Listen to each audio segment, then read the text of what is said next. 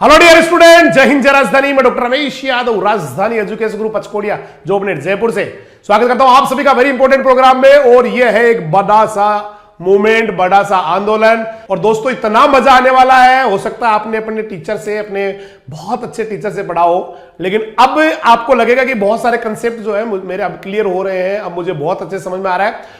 Means ये रहेगा आपका मिशन 100। जिया स्टूडेंट्स, मिशन 100, 100 में से 100 एक एक चीज को बहुत बारीकी से पढ़ेंगे। बहुत सारे आपको मैं डायग्राम दिखा के पढ़ाऊंगा।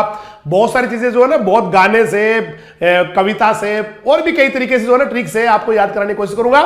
तो let's start without wasting a moment. और ये है एग्रीकल्चरल बायोलॉजी और ये है छुट्टियों का टाइम। हालांकि मैंने आपकी छुट्टियां जरूर खराब की है, पाप किया है, लेकिन आपको इसका बड़ा बेनिफिट मिलने वाला है और मुझे बड़ा पुण्य मिलने वाला है। इसलिए let's start the chapter number 1। यह है आपका एग्रीकल्चरल बायोलॉजी, माध्यमिक शिक्षा बोर्ड राजस्थान अजमेर के द्वारा। इसमें ये लेखकगण है और ये लोग, ये इसका जो है ना प्रस्तावना, ये इसका मार्किंग है, ब्लूप्रिंट है। हालांकि ब्लूप्रिंट जो है बोर्ड चेंज करता रहता है बार बार। और ये आपका भाई साहब, ये पूरा का पूरा टॉपिक हम लोग पढ़ने वाले हैं, इनको स्टडी करने वाले। क्या आपको साफ दिख रहे हैं? नहीं दिख रहे तो मैं और बड़ा करके दिखा दूंगा, है ना। सारे के सारे आपकी किताब में से, मतलब पढ़ाई भी होगी तो किताब में से, इसके लिए कोई अलग से नोट्स नहीं चाहिए। आप अंडरलाइन करते जाएंगे इंपॉर्टेंट चीज को, आप लोग उसको लर्न करते जाएंगे, समझते जाएंगे, और कोई भी चीज रटेंगे नहीं रे बाबा, समझेंगे। और ये है आपका पहला पार्ट, प्लांट ब्रीडिंग।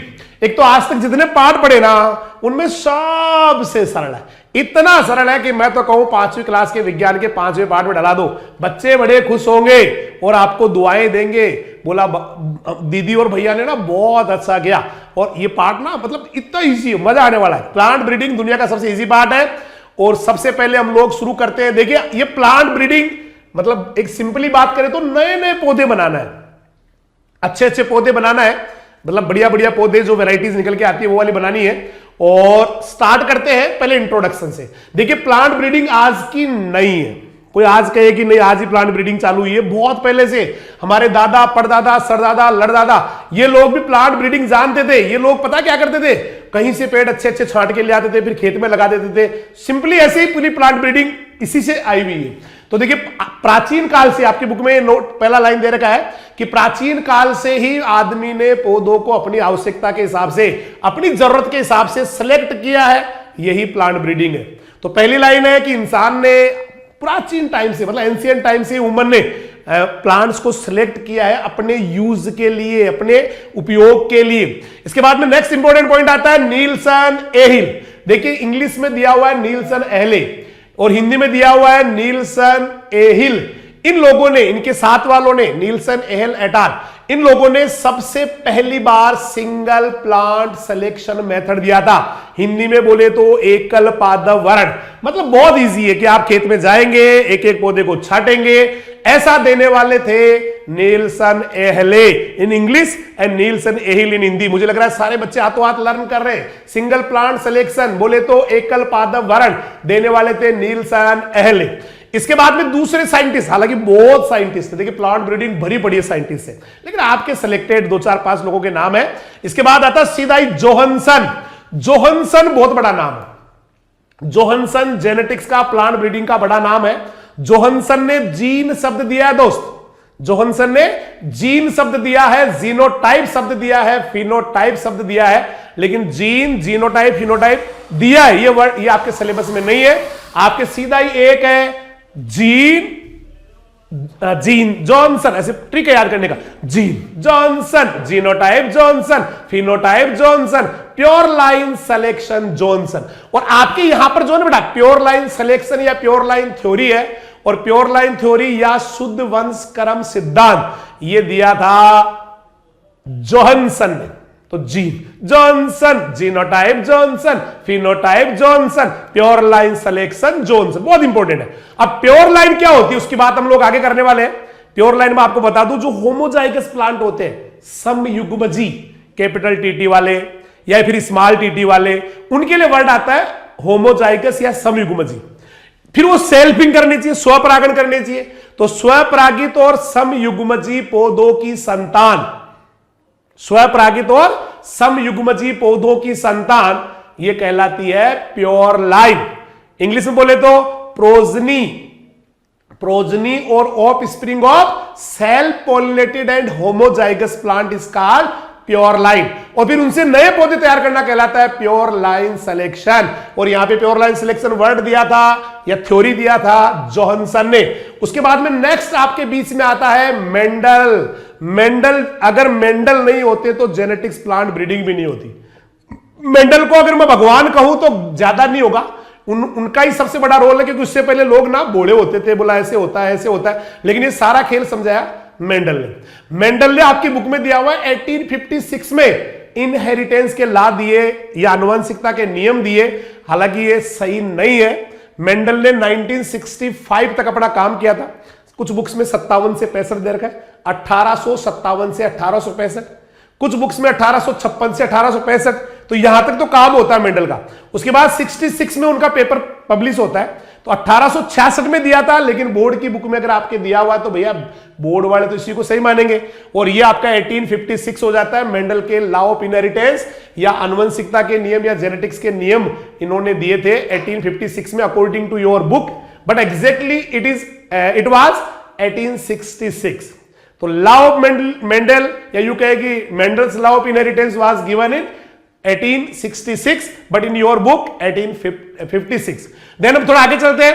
अब मेंडल जब दुनिया से चले जाते हैं, जब मेंडल चले जाते हैं तो मेंडल के जाने के बाद में बहुत सारी चीजें और आती है ना, बहुत सारे मेंडल के अपवाद आते हैं, एक्सेप्शन आते हैं, और उनमें कई सारे एक्सेप्शन है, कभी आपने पढ़े हो, हालांकि मैंने ऑफलाइन के बच्चों को पढ़ा रखा है। जीन इंटरेक्शन, जीन इंटरेक्शन में क्या होता है, अलग ही रेशियो आते हैं, दो एक ही करेक्टर के लिए दो है ना एलिलिक जीन के पेयर होते हैं और वो आपस में इंटरेक्ट करते हैं, जैसे supplementary gene, complementary gene, duplicate gene, है ना, एपिस्टेसिस, इस तरह से आते हैं। और उसके लिए वर्ड आता है जीन इंटरेक्शन। जीन इंटरेक्शन में मेंडल के नियमों की धज्जियां उड़ती है, मेंडल के नियमों को फॉलो नहीं करते, लेकिन वो मेंडल के मरने के बाद आते हैं। तो यहां पर एक तो जीन इंटरेक्शन, जिसको हिंदी में कहते हैं जीन अनोन्य क्रिया। उसके बाद में linkage, linkage was discovered by Bateson and Punnett. Bateson Punnett ने इसको डिस्कवर किया था, मॉर्गन ने इसको बहुत अच्छे से समझाया था। और ये जो है ना पूरा gene interaction, linkage, incomplete dominance, ये मेंडल की दुनिया के बाद आए थे, मतलब मेंडल के मरने के बाद आए थे। मेंडल के टाइम में इनको जाना नहीं जाता था। इसका मतलब मेंडल के जो नियम है वो, हाँ एक बीच में पॉइंट रह गया, मेंडल के जो नियम दिए गए थे, रिडिस्कवरी हुई थी। एक्चुअली मेंडल 1822 में जन्मते हैं, 1884 में दुनिया छोड़ के चले जाते हैं। 1822 में जन्मते हैं, 1884 में दुनिया छोड़ के चले जाते हैं। और जब तक मेंडल जिंदा थे उनको अपने काम का श्रेय नहीं मिलता है, लेकिन मरने के करीब 16 साल बाद 1884 में आप चले जाते हैं, उसके 16 साल बाद आफ्टर 16 ईयर्स आपके जो नियम है उनको रीडिस्कवर किया जाता है 3 साइंटिस्ट के द्वारा। हॉलैंड के हुगो डिवरीज, हॉलैंड के हुगो डिवरीज, इसके बाद में जर्मनी के कार्ल कोरेंस एंड ऑस्ट्रिया के इरिनवोक सेमार्क। हालांकि आपके इसमें ये नहीं है तीनों नाम, ये तीनों व्यक्ति मेंडलवाद की पुनः खोज करते हैं, रीडिस्कवरी ऑफ मेंडलिज्म करते हैं। और उसके बाद में रीडिस्कवरी के बाद में ये जो है ना बात, अभी जैसे मैंने बताया आपको, जीन इंटरेक्शन है, ये आपका लिंकेज है, जीन अनोन्य क्रिया, लिंकेज, ये बाद में आए थे। बाद में ये पता भी लगा था कि जो जीन होते हैं, जीन, वो जीन क्रोमोसोम पर होते हैं, ये भी बाद में पता लगा। पहले पता नहीं था, मेंडल तो जीन जानता ही नहीं था एक्चुअली। किसी को है ना ध्यान होगा, मेंडल तो फैक्टर कहके चला गया, कोई ना कोई फैक्टर है जो ऐसा करता है ना, तो ये मेंडल जानते नहीं थे। उसके बाद में मेंडल के जाने के बाद में ये इनको डिस्कवर करते हैं, मतलब पता लगता है कि जीन होते हैं और वो क्रोमोसोम पे मिलते हैं। अब उसके बाद में अगला जो पॉइंट है वो आप ये जो देख पा रहे हैं कि प्लांट ब्रीडिंग का यूज करके, इसके प्रिंसिपल्स का, इसके मेथड्स का यूज करके आज तक हम लोगों ने क्या खोया क्या पाया। तो देखिए प्लांट ब्रीडिंग का मेथड्स का यूज करके हम लोगों ने क्या खोया क्या पाया, यहां पर बहुत अच्छे से दे रखा है कि प्लांट ब्रीडिंग का यूज करके, ये या यूं कहे कि एक अविस्मरणीय उपलब्धियां प्लांट ब्रीडिंग की, है ना, जिसको हम भुला नहीं सकते, मेमोरेबल, मेमोरेबल कहते सही इंग्लिश में ना, वो क्या क्या रही। एक क्वेश्चन बढ़ता है छोटा सा कि प्लांट ब्रीडिंग के अविस्मरणीय कार्य कौन कौन से हैं। तो देखो, गेहूं की बोनी किस्मों का विकास करना बहुत बड़ा काम है प्लांट ब्रीडिंग का। पहले गेहूं लंबे लंबे होते, लंबा लंबा सा, थोड़ी हवा चलते ही गिर जाते थे, लोजिंग हो जाती थी। लेकिन एनई बोरलोग,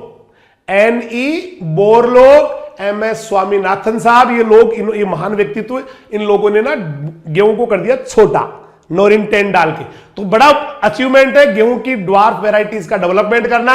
इसके अलावा गन्ने का नोबलीकरण, nobilisation of sugar cane. What is nobilisation? Noble cane बनाना। सेकेरम ओफिसिनेरम गन्ने को कहते हैं नोबल केन, और गन्ने का नोबलीकरण करना, ये वाला जो है ये भी प्लांट ब्रीडिंग का बड़ा अचीवमेंट है। नोबल केन बनाना, सेकेरम ओफिसिनेरम बनाना। इसके अलावा हाइब्रिड मिलेट का डेवलप करना, हाइब्रिड मिलेट को या संकर मिलेट का विकास करना। मिलेट बोले तो आपका ज्वार, बाजरा, है ना, जो ये मिलेट्स होते हैं, ये मेजर मिलेट है, माइनर मिलेट दूसरे होते हैं, चीना, कोडो, इस तरह से होते हैं, है ना भाई। तो ये जो है ना, ये मिलेट्स को हाइब्रिड मिलेट लाना, मतलब संकर बाजरा बनाना, संकर ज्वार बनाना, ये भी इसकी एक बड़ी अचीवमेंट है। इसके अलावा कपास की संकर किस्म H4, आप अपने आप पे गर्व कर सकते हैं कि पहला हाइब्रिड कॉटन या पहली संकर कपास जो विकसित की थी वो हिंदुस्तान ने की थी, सीटी पटेल जी ने की थी, और वो वैरायटी थी कपास की H4। तो ये क्वेश्चन बहुत शानदार वाला बनता है कि कौन कौन से ऐसे काम है जो प्लांट ब्रीडिंग ने किए हैं जिनको हम भुला नहीं सकते, वो अविस्मरणीय है, जिनको हम बार बार याद करते हैं। एक तो गेहूं की बोनी किस्मों का विकास, अगर आप लिख रहे हैं तो लिख लेना, और गन्ने का नोबलीकरण, नोबल केन बनाना, सेकेरम ओफिसिनेरम बनाना, संकर मिलेट, हाइब्रिड मिलेट का डेवलपमेंट करना, और कपास की संकर किस्म H4 को डेवलप करना। अब यहां से लेके यहां तक का जो पॉइंट है उसमें कुछ ज्यादा खास नहीं है कि जैसे जैसे जनसंख्या बढ़ती है वैसे वैसे हमें ना प्रोडक्शन बढ़ाना जरूरी है, हमारे ना किस्में अच्छे लाना जरूरी है, उनके बीज बनाना जरूरी है। तो यहां कोई क्वेश्चन बनता नहीं है, कॉमन सा है। उसके बाद में सीधा डेफिनेशन पे आ जाते हैं, और डेफिनेशन जो है ना बेटा वो 3 दे रखी है आपकी बुक में। 3 में से आप कोई सी भी एक ढंग से याद कर ले बाबा, थोड़ा इसको वो कर दो बड़ा, एक ढंग से कर लो, मैं बोल देता हूं, है ना। प्लांट ब्रीडिंग जो है बेटा वह कला और विज्ञान है, हिंदी बोलते हैं तो पादप प्रजनन वह कला और विज्ञान है जिसके द्वारा पौधों को अधिक आर्थिक महत्व का बनाने के उद्देश्य से उनकी आनुवंशिकता में सुधार किया जाता है। समझ में आया? बहुत अच्छी डेफिनेशन है, इंग्लिश से बोलता हूं। Plant breeding is an art and science by which the genotype of the plants are modified, the genotypes of the plants are change to make them more economically important. पादप प्रजनन वह कला और विज्ञान है जिसके द्वारा पौधों को अधिक आर्थिक महत्व का बनाने के उद्देश्य से उनकी आनुवंशिकता में सुधार किया जाता है। स्वाहा। Plant breeding is an art and science by which the plant genotype of the plants are modified to make them more economically important. स्वाहा। हो गया भाई? हाथों हाथ बोलते चलो भाई, बोलते चलो, बोलते चलो, याद होता है, मस्त याद होता है। ठीक है, चलिए इधर इसको इधर के साथ। उसके बाद में आता है एक डेफिनेशन और, इधर इधर वाला।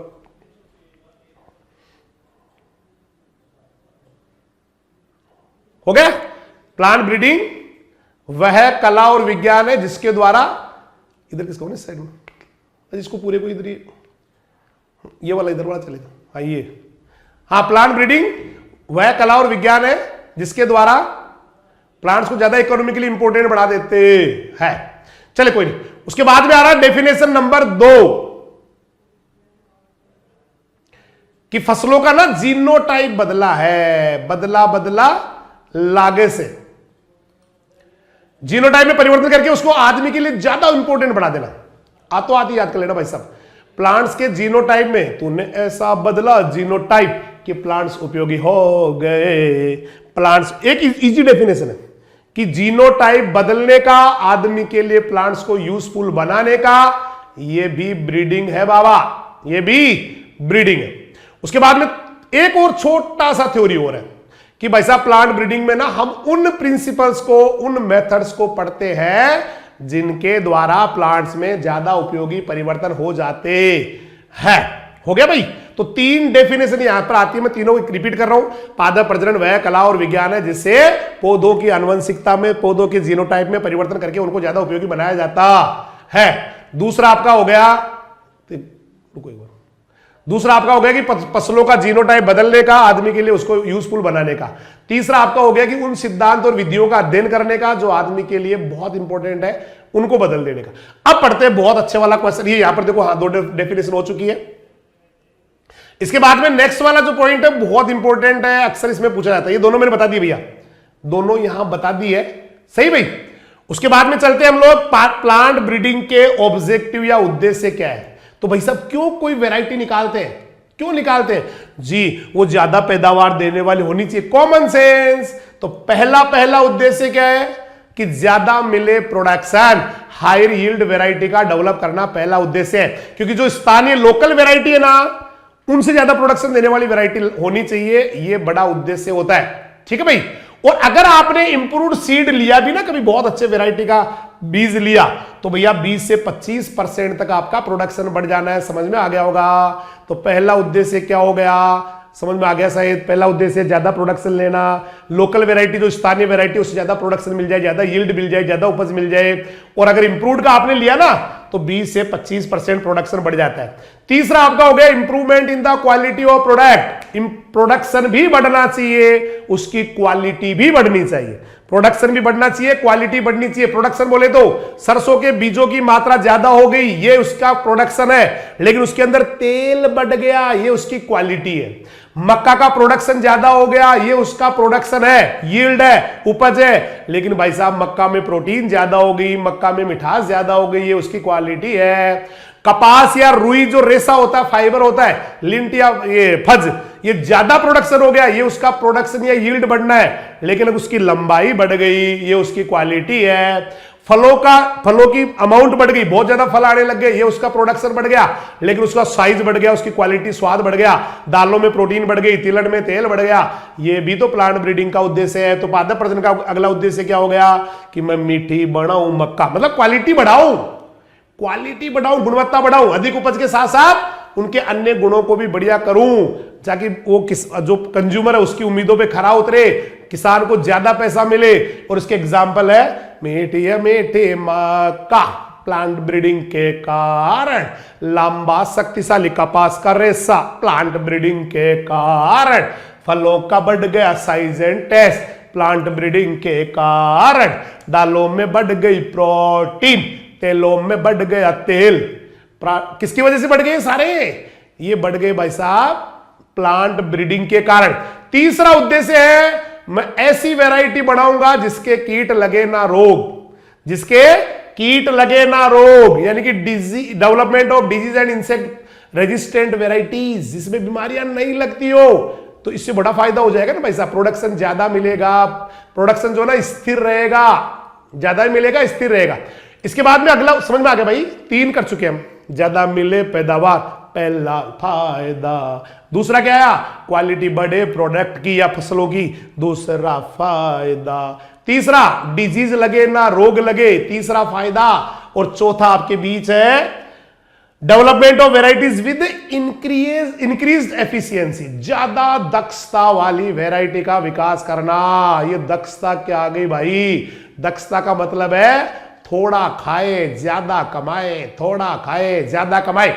मतलब खाद और उर्वरक या पानी है, उसकी एक एक बूंद का, एक यूनिट का ना यूज होना चाहिए। तो नई किस्मों द्वारा खाद उर्वरक और सिंचाई जो है ना उसका पूरा यूज होना चाहिए। मतलब कम पानी में ज्यादा प्रोडक्शन दे दे, ये उसका एफिशिएंसी है। कम खाद में ज्यादा उत्पादन दे दे, प्रोडक्शन दे दे, ये उसका एफिशिएंसी है। फर्टिलाइजर कम ले और ज्यादा प्रोडक्शन आ जाए, उसका एफिशिएंसी है। तो क्या मैं 4 पॉइंट बताने में कामयाब रहा? जी हाँ, उपज बढ़ जावे यही उद्देश्य, क्वालिटी बढ़ जावे, क्वालिटी बढ़ाना उद्देश्य है, रेजिस्टेंस, रोगों से इनसे रेजिस्टेंस लाना उद्देश्य है। और चौथा क्या हो गया, एफिशिएंसी बढ़ाना। एफिशिएंसी क्या होती है, दक्षता। दक्षता क्या होती है, कम खाए ज्यादा कमाए, मतलब थोड़े से थोड़ा पानी ले, थोड़ा फर्टिलाइजर ले, थोड़ा खाद ले और प्रोडक्शन ज्यादा ले। तीसरा है अर्ली मैच्योरिटी, ये जल्दी पकाना, जल्दी पकाना। भाई साहब पहले फसलें ना लेट पकती थी, बहुत लेट। धान जो था ना, चावल, वो तो ना भाई साहब बैठे रहते थे, पकता ही नहीं था। और उसके चक्कर में गेहूं टाइम पे नहीं बो पाते थे। लेकिन वक्त बदला, वक्त के साथ ब्रीडिंग ने वेराइटीज बदली। आज धान जो है ना उसकी छोटी छोटी वेराइटी आ गई और धान के बाद में गेहूं बोना आसान हो गया। मतलब धान गेहूं का क्रॉप रोटेशन या फसल चक्र आज पॉसिबल है ड्यू टू प्लांट ब्रीडिंग। इसके बाद नंबर 6 चल रहा है सिंक्रोनस मैच्योरिटी, समकाल पक्वता। अब होता क्या था, देखिए पुराने जमाने में, आज भी कई वैरायटी ऐसी है जिनके ना पकने का जो टाइम वो एक साथ नहीं है, कुछ फलियां पहले पक गई, कुछ पोडिया फलियां बाद में पकी, तो आदमी तो उसी में लगा रह गया भाई साहब, फलियां तोड़ता रहता हो तो बेचारा तोड़ा, उसके बाद फिर पक गई, फिर तोड़ा, फिर पक गई, फिर तोड़ा, फिर पक गई, फिर तोड़ा, तो जिंदगी उसकी तोड़ने में निकल जाएगी। तो प्लांट ब्रीडिंग ने किया कमाल, और ऐसी ऐसी वैरायटियां डेवलप की है मूंग की, उड़द की, जो एक साथ पक जाती है, तो उनको एक साथ ही हार्वेस्ट भी कर लेते हैं। स्वाहा। नंबर 7, मैं प्लांट ब्रीडिंग से ऐसी वैरायटी बनाऊंगा जिनके ऊपर लाइट का फर्क ही ना पड़े, मतलब प्रकाश असंवेदिता हो, यानी कि वो लॉन्ग डे में उग जाए, शॉर्ट डे में उग जाए, बिना लाइट के भी उग जाए, ऐसी वैरायटी बनाऊंगा। इससे फायदा क्या होगा भाई साहब, इससे आप नए जगह पे नई क्लाइमेट में फसल उगा सकते हैं। तो मैं ऐसी वैरायटी बनाऊंगा जो कहीं भी उग जाए, जिन पे लाइट का कोई असर ही ना पड़े। उसके बाद नंबर 8 आता है डोरमेंसी। सब कुछ दिया बीज को फिर भी नहीं उग रहा, उसको डोरमेंसी कहते हैं, प्रसुप्ति कहते हैं। क्या बोलते हैं? प्रसुप्ति कहते हैं, डोरमेंसी कहते हैं। तो कुछ फसलें जैसे बाजरा है, ज्वार है, जौ है, गेहूं है, ये क्या होते हैं? बाली में ही, पुराने जमाने की बात कर रहा हूं, महाभारत के टाइम की बात कर रहा हूं, द्रौपदी आंटी जी के आसपास की बात कर रहा हूं। उस समय क्या होता था महाभारत काल में, या उस समय कि रामायण काल में, उस समय क्या होता था, ये ना बाजरा, जौ, गेहूं, इनके दाने ना उसकी बाली में लगे लगे उग जाते थे। आप सोचो कि बाली के अंदर ही बाजरा उग गया तो उसको कैसे, हो तो बड़े काम का ही नहीं रहा। बस इसी को सही करने के लिए साइंटिस्ट ने ना अपनी प्लांट ब्रीडिंग का बेस्ट यूज किया, और आज ये डोरमेंसी नहीं है बेटा। आज जो है ना, ये बाली में उगते नहीं है। अगर मान लो खड़े खड़े बाली पक गई और फिर भी बरसात होगी तो भी नहीं उगते। तो आजकल डोरमेंसी आ गई, डोरमेंसी लेके आ गए, प्रसुप्ति लेके आ गए। तो कुछ फसलें जैसे बाजरा है, जो है, गेहूं है, इनमें डोरमेंसी पहले नहीं होती थी, या नहीं हो, अब बरसात में उग जाती थी बालियों में दाने, लेकिन आज डोरमेंसी आ गई, प्रसुप्ता आ गई, प्रसुप्ति आ गई, तो आज उगते नहीं। 9वां जो उद्देश्य है, 9 नंबर का जो ऑब्जेक्टिव है ना भाई, 9वां, वो ये है कि वेराइटीज फॉर न्यू सीजन, नई ऋतुओं के लिए किस्में, कि मैं कुछ ऐसा काम करूंगा कि वो मेरी ना वैरायटी, जो मेरी फसल है या फसल की वैरायटी, वो हर सीजन में हो जाए। जैसे तूने मक्का को ऐसा बना दिया, तूने मक्का को ऐसा बना दिया, रबी खरीफ जायद में उगा दिया, ओ प्लांट ब्रीडिंग तूने क्या क्या करवा दिया, मक्का को खरीफ में उगा दिया, मक्का को रबी में उगा दिया, जायद में उगा दिया। तो नए मौसम में ज्यादा प्रोडक्शन देने वाली किस्मों का विकास करना, ये भी तो भाई साहब प्लांट ब्रीडिंग का ऑब्जेक्टिव है। फिर उसके बाद में मैं ऐसी वैरायटी बनाऊंगा जो सूखे में भी उग जाए, खारे में भी उग जाए, लवण भी। तो सूखा और लवण रोधी किस्में बनाऊंगा प्लांट ब्रीडिंग के द्वारा, क्योंकि हिंदुस्तान में 70% रेनफेड एरिया है। अभी एग्रीकल्चर में क्वेश्चन आया था, हिंदुस्तान में 58% रेनफेड एरिया है ना। अब 70, 58 चलता रहता है, ये 60, 70 इस तरह। तो 78 यहां पर दे रखा कि 78% ना रेनफेड है, असिंचित है, बरसात से होने वाला है। तो यहां पर, और फिर लवण भी ज्यादा है।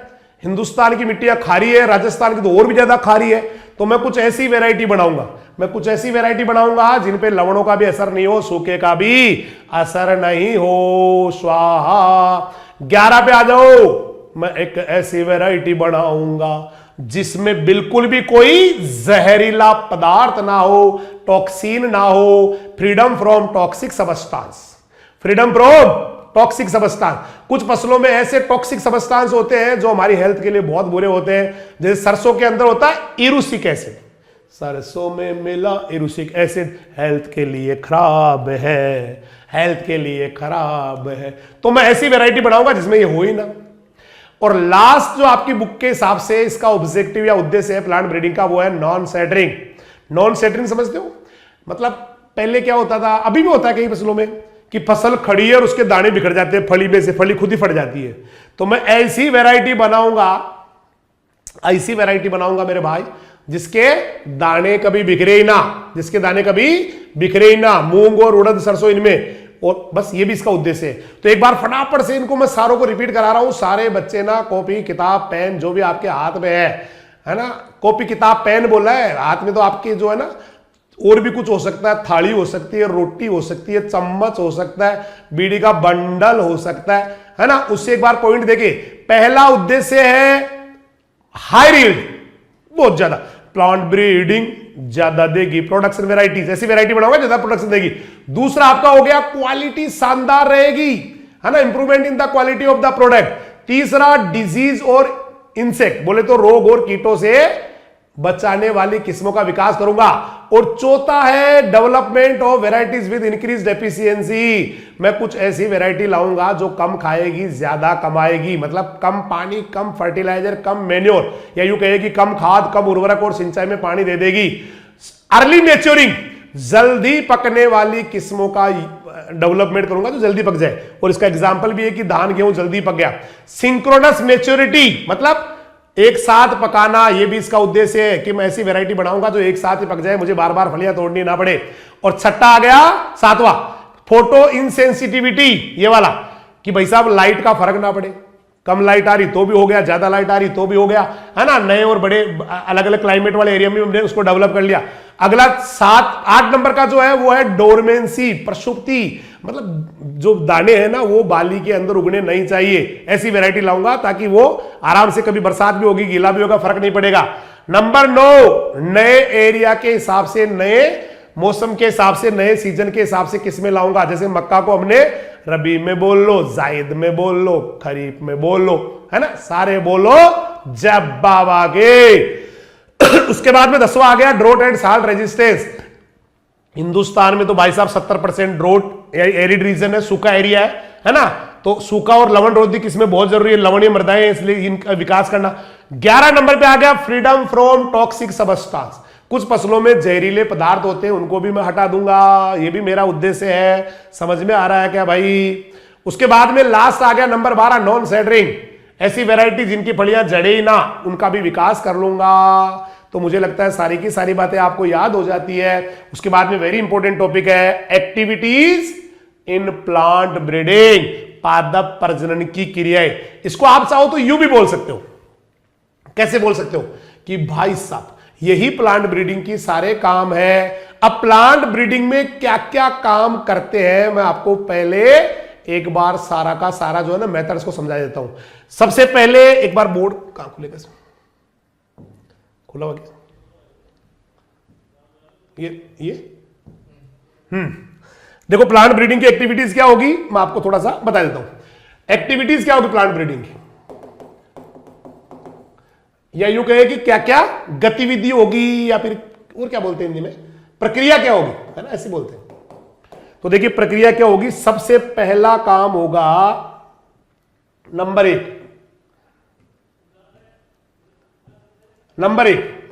सही नहीं चल रहा।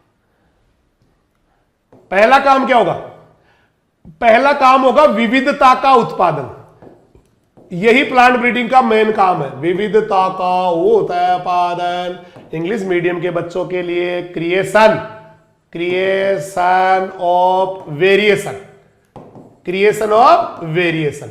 देखो भाई साहब यही प्लांट ब्रीडिंग है कि आपकी जो वैरायटी है ना वो बाकी जो पौधे खड़े हैं वो पौधे उनमें कुछ चेंज होकर और बाकी पौधों से अलग हो जाए, बस यही तो मेरा उद्देश्य है कि सारे नॉर्मल प्लांट है, ज्यादा प्रोडक्शन वाले आ जाए, यही तो वेरिएशन हो गया, बाकी से अलग हो गया ना, विविधता आ गई उसमें, अलग हो गया, या उसमें डिजीज रेजिस्टेंस आ जाए, या उसकी क्वालिटी बढ़ जाए, या फिर वो नए सीजन में होने लग जाए। तो पहला काम है कि हम उनको बाकी पौधों से अलग कर देंगे।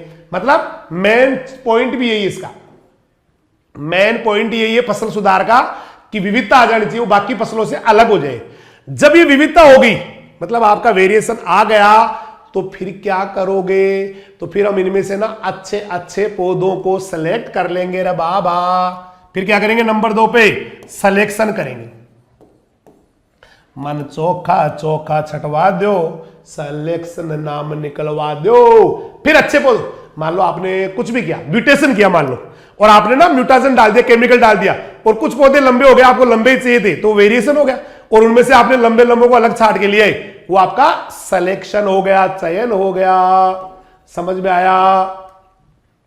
अब सिलेक्शन जो है बेटा अच्छे पौधों को छाड़ते हैं, मस्त मस्त पौधों को छाड़ते हैं, जबरदस्त पौधों को छाड़ते हैं, है ना। अभी आपको मैं डिटेल में बताऊंगा, आपकी बुक के हिसाब से भी समझ में आ रहा होगा सही।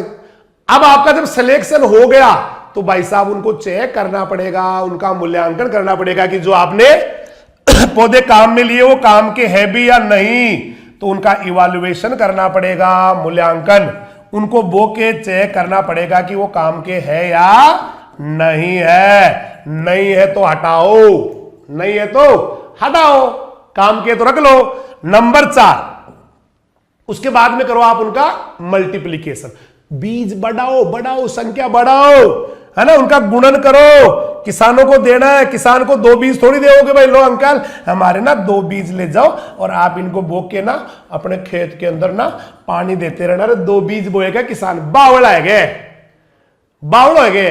किसान को चाहिए बोरिया की बोरियां, उसकी कितनी जमीन है उसमें बोएगा तो उसको बीज को ना बढ़ाएंगे, संख्या बढ़ाएंगे। तो पहले तो क्या करेंगे, हम बाकी पौधों से कुछ पौधों को जिनको अपने सुधारना है, हम तो सबको सुधारना चाहते हैं।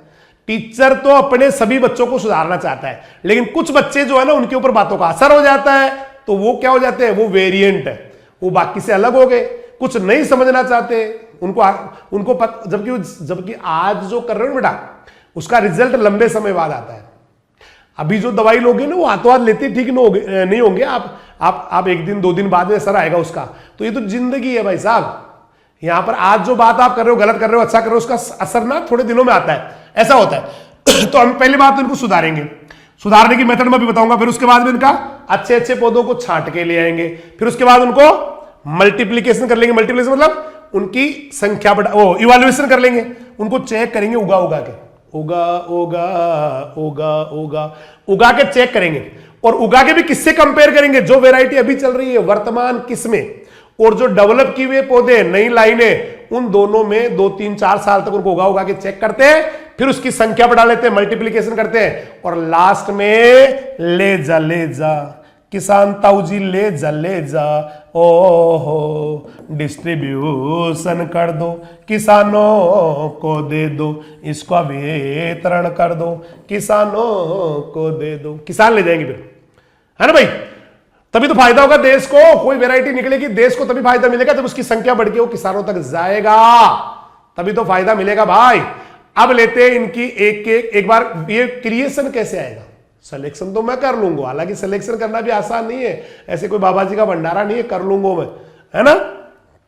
तो देखो क्या क्या इसकी क्या क्या मेथड आएगी, इसकी कौन कौन सी मेथड आएगी। सबसे पहले आता है ग्रामीण डोमेस्टिकेशन। डोमेस्टिकेशन हिंदी में इसको पालन भी कहते हैं, पालन, ओ पालनहारे, वही पालन है जो हमें पालता है। अगर आप किसी पौधे को जंगल से ला रहे,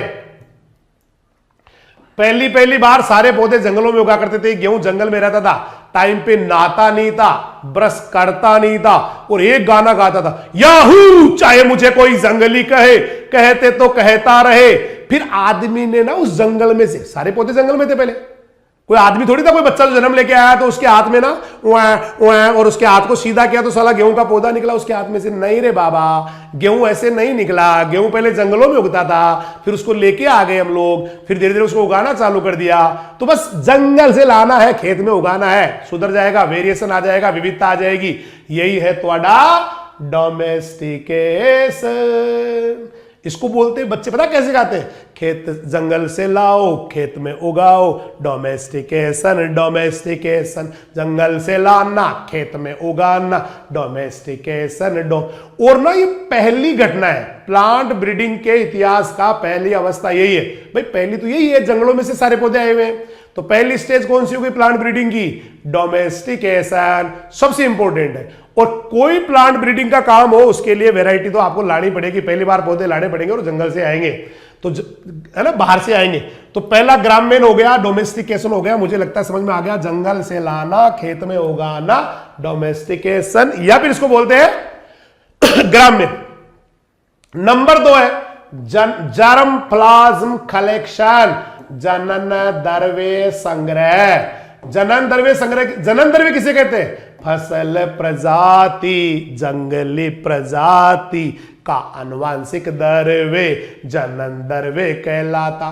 कोई भी फसल प्रजाति हो उसका आनुवांशिक द्रव्य, आनुवांशिक द्रव्य बोले तो जीनोटाइप और एलील्स, या फिर जंगली प्रजाति हो या हमारी वाली जो खेती वाली प्रजाति हो। जंगली 2 ही प्रजातियां होती दुनिया में, प्लांट की 2 ही प्रजातियां, 2 ही स्पीसीज होती है, एक तो वाइल्ड स्पीसीज या जंगली स्पीसीज कहते हैं उनको जंगली जातियां, और एक हमारी जो खेती हो रही है। तो जंगली जातियां या फिर हमारे खेत में उगी हुई जातियां, इन सबका जीनोटाइप और जीन या जीन और एलील, जीनोटाइप कहते हो, जीन का तो एक ही बात है, जीन और एलील जिसको आनुवांशिक द्रव्य कहते हैं, हेरिडिटरी मटेरियल भी कहते हैं, वो कहलाता है जनन द्रव्य। तो जनन द्रव्य पूछ ले क्या होता है, जनन द्रव्य किसे कहते हैं, what is the germ plasm, English में आ गया, एग्जाम में आ गया, हिंदी में आ गया, जनन द्रव्य किसे कहते, कैसे कहोगे, फसल प्रजाति, जंगली प्रजाति का आनुवांशिक द्रव्य जनन द्रव्य कहलावे। ओ फसल प्रजाति ऐसे देखो, जंगली प्रजा बोल रहे होंगे बच्चे, मुझे पता नहीं, जो ऑफलाइन में बैठे हैं ना वो तो बोल रहे होंगे, फसल प्रजाति, जंगली प्रजाति का आनुवांशिक द्रव्य है ना भाई, क्या कहलाता है, उसका जनन द्रव्य कहलाता है। तो पहले जनन द्रव्य बोला था, जर्म प्लाज्म कहलाता है, हेरिडिटरी मटेरियल कहलाता है, जीन जीनोटाइप कहलाता है। तो इनको लाते हैं, फिर इनमें सुधार करके उगाते रहते हैं। इसके बाद तीसरा मेथड है, ये तो हो गया जर्म प्लाज्म कलेक्शन। भाई इंग्लिश वाले बच्चों को भी बताना जरूरी है, जर्म प्लाज्म कलेक्शन हो गया, इसीलिए मैं दोनों लैंग्वेज में बता रहा हूं। और कंपटीशन में तो भैया इंग्लिश ही आएगी, जेट में, इनमें तो हिंदी वाले जो शब्द वो भी अंग्रेजी में आते हैं। इसके बाद में प्लांट इंट्रोडक्शन, अगला है प्लांट इंट्रोडक्शन, हिंदी में कहे हुए है पादप पुरस्थापन। पादप पुरस्थापन क्या होता है, एक जगह से दूसरी जगह, एक जगह से दूसरी जगह ले जाकर उगाना, प्लांट इंट्रोडक्शन, पादप पुरस्थापन। ये भी पुराने जमाने की विधि है, आज भी हम लोग करते नहीं क्या, कि ननिहाल से आ रहे थे और नानी ने कहा ले रे बेटा थोड़े से बीज पड़े हुए तोरियों के, लौकी के, गाजर के, है ना, इनकी कैरियर लगा लेना। ये भी एक टाइप का प्लांट इंट्रोडक्शन है। हालांकि प्लांट इंट्रोडक्शन करने के लिए एक बड़ा लेवल होता है, NBPGR की परमिशन होती है, लेकिन वो हमारा घरेलू प्लांट इंट्रोडक्शन है कि ननिहाल से लाके हमने बीज ना घर पे लगा लिए। तो कोई फसल प्रजाति या उसकी वैरायटी है, उसको उस जगह ले जाके उगाना जहां पर वो पहले से नहीं हो, उसी को बोलते हैं प्लांट इंट्रोडक्शन या पादप पुरस्थापन। ये भी प्राचीन और आज भी बहुत इंपॉर्टेंट मेथड है भैया, आज की तारीख की भी। समझ में आ रहा है क्या? तो फसल है ना, एक जगह, ये तो एक जगह से दूसरी जगह, एक जगह से दूसरी जगह ले जाकर उगाना, प्लांट इंट्रोडक्शन और पादप पुरस्थापन। 4 नंबर पे आ गया हाइब्रिडाइजेशन, संकरण। क्या पढ़ रहे हो आप? सर हम पढ़ रहे हैं creation of variation. What is creation of variation? Sir पौधों को बाकी पौधों से अलग बनाना। क्यों बना रहा अलग? सर नई वैरायटी निकालेंगे। क्यों? सर प्लांट ब्रीडिंग पढ़ रहे हैं इसलिए उसमें वैरायटियां ही निकलती है। तो क्या क्या कैसे कैसे निकालेगा? सर है ना, हम या तो इसको जंगल से लाके खेत में उगाएंगे, वो तो खुद ही सुधर जाएगा। सुधरता है? जैसे एक बच्चा है, वो है ना उस पे फुटपाथ पे रहता है ना, अच्छे लोगों के संपर्क में नहीं रहता, तो लुक्का भाषा बोलता है, वो ऐसे बोलता है इंशाल्लाह खोलेगा नहीं, बीच में से खोल डालेगा। अब उनका सिक्का चलता है भैया, इधर का इधर कोई आता है अपनी मर्जी से जाता है। फिर एक आदमी ने उसको, पढ़े लिखे आदमी ने ना उसको बढ़िया सा घर पे ले आया, उसको कपड़े पहनना सिखाया, उसके टाई बांधना सिखाया और उसको कहा कूल ए हमको काई को लाएला इधर, हम साला खोल डालेगा बीच में से आपको। ऐसे लुक्का भाषा बोलता है, अपन का सिक्का चलता रहे इधर बाबा। फिर धीरे धीरे उसने कहा कूल कंट्रोल, कंट्रोल कंट्रोल हम नहीं करता, हम तो साला सीधा खोलता अगले को, है ना। फिर धीरे धीरे भैया रुक, अरे हम नहीं रुकता, ऐसे। लेकिन धीरे धीरे धीरे धीरे उसको क्या किया, उस आदमी ने ना अच्छा बना दिया। तो पौधों के साथ भी ऐसा होता है, ये जंगल में रहते हैं फिर उसको लाके खेत में उगा लेते हैं, तो थोड़े सुधर जाते हैं, ऑटोमेटिक सुधर जाते हैं भाई नए माहौल में। तो ये पहला मेथड होगा सुधारने का, इसको आप डोमेस्टिकेशन कर रहे हो। दूसरा आपका जर्म प्लांट कलेक्शन हो गया कि फसल का जो है ना जीनोटाइप, जीन एलील वगैरह या आनुवांशिक द्रव्य लेके आ जाते हैं, फिर उसको चेंज कर लेते हैं। तीसरा प्लांट इंट्रोडक्शन हो गया कि एक जगह से दूसरी जगह ले जाके उगा लिया जहां पहले से वो नहीं थी। चौथा संकरण या हाइब्रिडाइजेशन, अभी जो चल रहा है ना वो हाइब्रिडाइजेशन है रे बाबा, संकरण है रे काना। संकरण, संकरण क्या होता है? दो पौधों को आपस में क्रॉस करा देते हैं, दो पौधों को आपस में क्रॉस करा देते हैं, जिनमें जो जीनोटाइप, जीनोटिपिकली अलग अलग होते हैं, जिनका जीन अलग अलग होते हैं, जीनोटिपिकली डिफरेंट होते हैं, वो उनको क्रॉस करा देते हैं। तो हिंदी में इसकी डेफिनेशन परमानेंट बच्चे याद कर लेते हैं। पता क्या कर लेते हैं? ये कि दो भिन्न आनुवंशिकीय संगठन वाले जीवों में cross cross between two plants, cross between two plants of different genotype. आपकी बुक में लिखा हुआ भिन्न भिन्न गुणों के पौधों में, वो भिन्न भिन्न गुण भिन्न भिन्न जीनोटाइप हो गए, है ना। परस्पर क्रॉस कराने की क्रिया को हाइब्रिडाइजेशन कहते हैं, इससे भी नई वैरायटी निकलती है। उसके बाद नंबर 5, पांचवा आ रहा है म्यूटेशन। कौन सा टेशन रे बाबा? म्यूटेशन। हिंदी विच कव है उत्परिवर्तन, हिंदी विच कव है उत्परिवर्तन। इसको 3 वर्ड बोले तो अचानक वंशागत परिवर्तन, आइयो अचानक वंशागत परिवर्तन। अब अचानक को आपकी बुक में लिख दिया आकस्मिक वंशानुगत परिवर्तन, ठीक है। या फिर हाँ पूरा बोले तो जीवों में होने वाला अचानक वंशागत परिवर्तन, आकस्मिक या वंशानुगत परिवर्तन। भाई साहब प्लांट ब्रीडिंग में भी करते हैं ऐसा है, हाँ। किससे करते हैं? केमिकल से करते हैं, रेज किरणों से करते हैं, है ना, रसायनों से करते हैं, किरणों से करते हैं, जिससे पौधा चेंज हो जाता है। क्या बात कर रहा? हाँ पूरा चेंज हो जाता है, नया पौधा बन जाता है। ईएमएस कभी नाम सुना हो तो ethyl methyl sulphonate, MMS methyl methane sulphonate, ऐसे केमिकल डाल के पौधे में चेंज कर लेते हैं। ये कब करते पता है म्यूटेशन? जब हमारा डिजायर्ड जीन कहीं मिलता ही नहीं है तो उसको जीन को बदल देते हैं उत्परिवर्तन करके, उसके अंदर जीन या मतलब होता क्या म्यूटेशन, जीन या क्रोमोजोम को चेंज कर लेते हैं केमिकल डाल के ना, तो ये भी इसमें काम आता है। उसके बाद में फिर क्रिएशन ऑफ वेरिएशन का मेथड है बहु जी माजी, अरे वो अलग है भैया, ये है बहुगुणिता पॉलीप्लॉइडी, ये पॉलीप्लॉइडी। पॉलीप्लॉइडी क्या होती है? देखिए मैं भी ट्वेन हूं, आप भी ट्वेन, मैं भी डिप्लॉयड, तू भी डिप्लॉयड, गाय भी डिप्लॉयड, भैंस भी डिप्लॉयड, और दुनिया के 99% प्लांट भी डिप्लॉयड होते हैं। डिप्लॉयड बोले तो ट्वेन, डिप्लॉयड बोले तो ट्वेन। हम भी ट्वेन, आप भी ट्वेन। हमारे जो है ना बेटा ट्वेन में से एक है ना वो हमारे मदर का है, 23 गुणसूत्रों का जोड़ा, वो पापा मम्मी से आया है, और दूसरा है जो है ना बेटा वो फादर से आया है, वो भी 23 गुणसूत्रों का जोड़ा है। 23 सॉरी जोड़ा नहीं मतलब सेट, सेट बोले जोड़ा नहीं। 23 का जो सेट है वो एन है, और दूसरे 23 का सेट है वो एन है। एक 23 का सेट पापा से आया हुआ है, एक 23 का सेट मम्मा से आया हुआ है। हर इंसान, हर बच्चा, गाय भैंस भेड़ बकरी कुत्ता बिल्ली ऊंट सब, अमरूद नींबू सब 99% जो है ना प्लांट्स हो, इंसान तो 100% ही मानो आप ट्वेन है। इंसान या एनिमल तो लगभग ट्वेन ही है, 3N वाले बहुत कम मिलेंगे, है ना भाई। लेकिन प्लांट में ना ऐसे ये संभव, प्लांट में क्या करते हैं 2N का 3N कर देते हैं।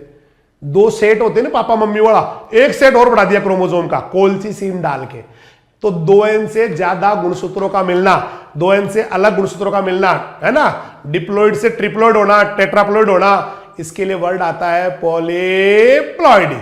तो 2N से ज्यादा गुणसूत्रों का मिलना, 2N से ज्यादा गुणसूत्रों का मिलना पॉलीप्लॉइडी।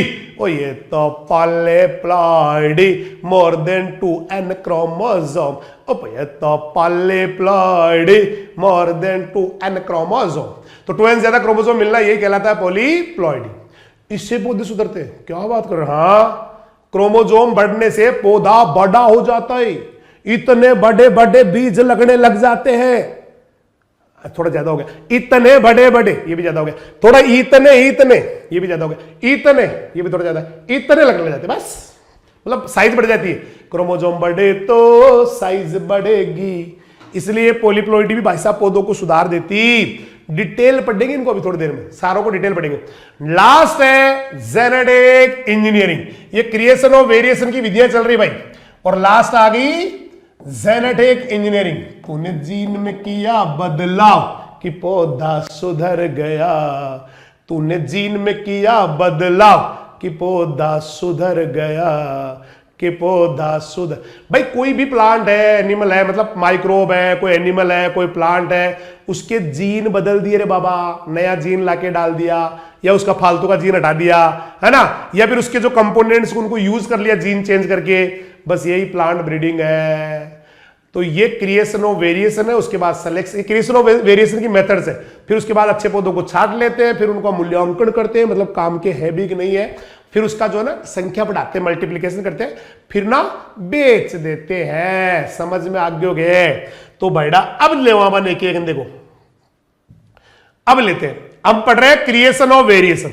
अभी 2 मिनट में खत्म करने का। पहला हेडिंग है एक्टिविटीज इन प्लांट ब्रीडिंग, कि प्लांट ब्रीडिंग में क्या क्या करते हैं। पहले तो भाई साहब वेरिएशन लाते हैं, पौधों को बाकी पौधों से अलग बढ़ाते हैं, फिर उसमें से अच्छे पौधों को छांट के सिलेक्शन कर लेते हैं, फिर उसके बाद में इवैल्यूएशन या मूल्यांकन करते हैं काम के है भी या नहीं, फिर उसके बाद में उसकी संख्या बढ़ा के मल्टीप्लीकेशन करते हैं और लास्ट में उसको किसानों को दे देते हैं। तो पहले क्रिएशन ऑफ वेरिएशन मतलब विविधता का उत्पादन, फसल सुधार का सबसे इंपॉर्टेंट पार्ट यही है कि वो बाकी पौधों से अलग हो जाए। मैंने कहा था ना, तू सुधरा नहीं ना, अभी सुधर जा, मान जा, मम्मी कहती है, वो भी वेरिएशन है।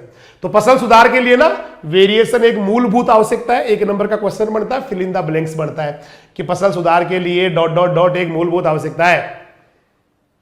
Dot dot dot is the basic requirement for crop improvement. तो वहां पर वर्ड बनता है वेरिएशन। वेरिएशन अंडरलाइन मारने का रे बाबा, विविधता को अंडरलाइन मारने का 1 नंबर का क्वेश्चन बनता है। विविधता नहीं तो सुधार भी नहीं। अब इस विविधता की लाने की विधियां है, देखो ये पहला है डोमेस्टिकेशन। आदमी जंगली प्रजातियों की खेती करने लग गया रे बाबा, जंगल से लाना, खेत में उगाना, डोमेस्टिकेशन, ग्रामीण डोमेस्टिकेशन। और ये पहली अवस्था है, ये भी क्वेश्चन है 1 नंबर का कि पहली बार क्या होगा। पहली बार प्लांट ब्रीडिंग में टागे टागे टागे जंगलों से लाके खेत में उगाया। तो प्लांट ब्रीडिंग के इतिहास की पहली घटना यही है कि जंगलों से लाया था आदमी, खेतों में उसको उगाया था। उसके बाद में सबसे इंपॉर्टेंट भी है, क्योंकि कोई भी आप प्लांट ब्रीडिंग का मेथड यूज कर रहे हो ना, तो वो तभी होगा जब प्लांट्स होंगे। और प्लांट्स कब होंगे, जब वो जंगल से आएंगे। समझ में आयो ना। उसके बाद में है germ plasm collection. Germ plasm collection भी क्रिएशन ऑफ वेरिएशन या विविधता लाने का तरीका है कि फसल पहले तो कहते किसे, मैंने इसका क्या डेफिनेशन बताया था, फसल प्रजाति जंगली प्रजाति का अनुवांशिक द्रव्य। अनुवांशिक द्रव्य जर्म प्लाज्म को बोलते हैं, जनन द्रव्य को बोलते हैं, या फिर इसको जीनोटाइप और एलील या जीन और एलील भी बोलते बोलते हैं। ठीक है भाई। तो उनको लाते हैं पहले फसल प्रजाति मींस कल्टीवेटेड स्पीसीज, जंगली प्रजाति या जंगली संबंधी वाइल्ड स्पीसीज, है ना, और उनका सबका जीन और एलील या जर्म प्लाज्म इकट्ठा करके लाते हैं। वो पूरा मिला के जर्म प्लाज्म कहलाता है, जीन और एलील। इंग्लिश में बोले तो जीन और एलील या gene and allele of the wild species as well as cultivated species is called germplasm. ठीक है, उस पूरी प्रजाति का जर्म प्लाज्म। प्लांट इंट्रोडक्शन समझ में आ गया हुआ।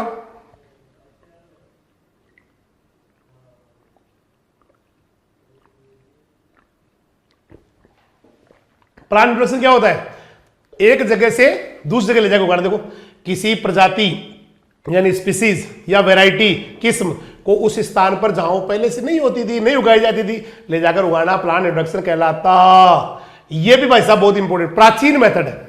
पुराने जमाने में कहते हैं जब हस्तिनापुर से पांडव जो है ना वो दूसरे कौन से पुर में गए थे, तो वहां से बहुत सारे पौधों को वो ले गए थे, तो वो भी प्लांट इंट्रोडक्शन था कि हस्तिनापुर से कौन सा था वो लिखना, एक बार कमेंट में लिखना कौन सा था, है ना। मैं कमेंट सबके देख रहा हूं, है ना, और लेकिन टाइम कम है बेटा, है ना। खिचड़ साहब मैं आपका कमेंट देख रहा हूं और आपको अब कंफर्म हो गया कि भाई सर लाइव पढ़ा रहे, पहले की रिकॉर्डेड क्लास नहीं है। थैंक यू, सही है। हाँ, तो इसके बाद ये हो गया। इसके बाद है हाइब्रिडाइजेशन, संकरण। दो अलग अलग जीनोटाइप के पौधों को क्रॉस कराना संकरण कहलाता। फिर आ गया क्रिएशन ऑफ वेरिएशन का अगला मेथड म्यूटेशन। म्यूटेशन किसे कहते हैं, अचानक का वंशागत परिवर्तन, है ना। इंद्रप्रस्थ बताया था ना, बिल्कुल सही बात। तो किसी जीव के लक्षण में जो है ना अचानक वंशागत परिवर्तन आ जाए means sudden inheritable change, sudden inheritable change, इससे भी फसलें सुधर जाती है। क्या बात कर रहे हो। हाँ, फिर पॉलीप्लॉइडी। पॉलीप्लॉइडी क्या होता है, 2n से ज्यादा क्रोमोसोम का मिलना, पॉलीप्लॉइडी, है ना। कोई स्पीसीज है, जाति है, उसकी कोशिकाएं, देखो किसी स्पीसीज की जो वेजिटेटिव सेल है, कायिक कोशिका है, बॉडी की सेल है, उसमें 2n से ज्यादा क्रोमोसोम का मिलना या 2n से डिफरेंट क्रोमोसोम का मिलना पॉलीप्लॉइडी। जेनेटिक इंजीनियरिंग, इसमें कई बायोलॉजिकल जो फैक्टर्स होते हैं like microbes, biological factor such as microbes, animals and plants है, उनका जीनोटाइप चेंज कर देते हैं, उनका जीन बदलते हैं, नया जीन डाल देते हैं, और फिर उनके कंपोनेंट्स को हम यूज करते हैं, जैसे इंसुलिन बनाते हैं, नहीं सुना कभी नाम, या और कोई चीजें बना लेते हैं इनसे, तो ये कहलाता है आपका जेनेटिक इंजीनियरिंग। अभी हो गया आपका क्रिएशन और वेरिएशन। मुझे लग रहा है वर्ड टू वर्ड क्लियर हर बच्चे का, बुक से है, नोट्स की जरूरत नहीं है, अंडरलाइन करते जाना कुछ काम की चीज हो तो। अब भाई साहब ये जो अलग हो गए ना पौधे, ये जरूरी नहीं कि आपके हिसाब से हुए, कुछ पौधे जिनको आप लंबा करना चाह रहे हो उल्टा छोटे और हो गए हो तो अब क्या करोगे आप, अच्छे पौधों को छाटोगे। तो दूसरा पॉइंट है ये दूसरा है, ये 7वां नहीं है, 8वां नहीं है, दूसरा पॉइंट बेटा। और दूसरा पॉइंट क्या है देखो, कि कोई फसल है उसकी जो वेरिएशन है ना, विविधता, उनमें से बढ़िया और अच्छे लाइनों को लाइन पौधे को ही बोलते हैं। क्या बात कर, हाँ लाइन पौधे को ही बोलते, पौधे को ही, हाँ एक ही जाति के पौधे, सुन रहा है ना, एक ही जाति के पौधे जो आपस में तो सेम होते हैं लेकिन अपनी ही जाति के बाकी पौधों से अलग होते हैं। जाति सेम है लेकिन कुछ पौधे उस जाति के अलग प्रकार के, कुछ अलग है। तो जो अलग है वो अलग लाइन है, इधर वाली दूसरी लाइन, उनको लाइन वर्ड यूज करते हैं, लाइन। समझ में आया?